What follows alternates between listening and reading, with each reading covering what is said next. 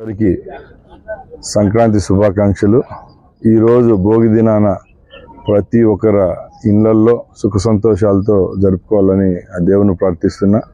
ముఖ్యంగా కూటమి ప్రభుత్వం ఏర్పాటైన తర్వాత గౌరవనీయులు పెద్దలు నారా చంద్రబాబు నాయుడు గారి నాయకత్వంలో ఆంధ్ర రాష్ట్ర ప్రజలందరూ సంతోషంగా ఉన్నారు. ముఖ్యంగా ఈ 7 నెలల్లో ప్రవేశపెట్టిన సంక్షేమ అభివృద్ధి పథకాల ద్వారా లబ్ధిదారులందరికీ సకాలంలో అందుతున్నాయి. ముఖ్యంగా రైతుల విషయంలోకి వస్తే రాబోయే 4.5 సంవత్సరంలో రాష్ట్రంలో పెండింగ్లో ఉన్న అన్ని ప్రాజెక్టులను పూర్తి చేసేదానికి మా ప్రభుత్వం చర్యలు తీసుకుంటా ఉంది.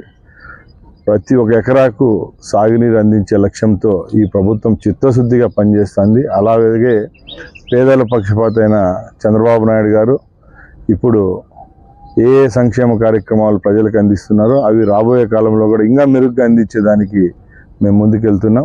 ముఖ్యంగా ఈరోజు పెన్షన్లు అయితేనేం, ఫ్రీ ఇసుక అయితేనేం, అలాగే డిఎస్సి విషయంలోనైతేనేం, రాబోయే కాలంలో ఉచిత బస్సు అయితేనేం, తల్లికి వందనం అయితేనేం, ఏ కార్యక్రమాలు మీకు చెప్పామో అవన్నీ తూచా తప్పకుండా ప్రజలకు అందించేదానికి ముందుకెళ్తాం.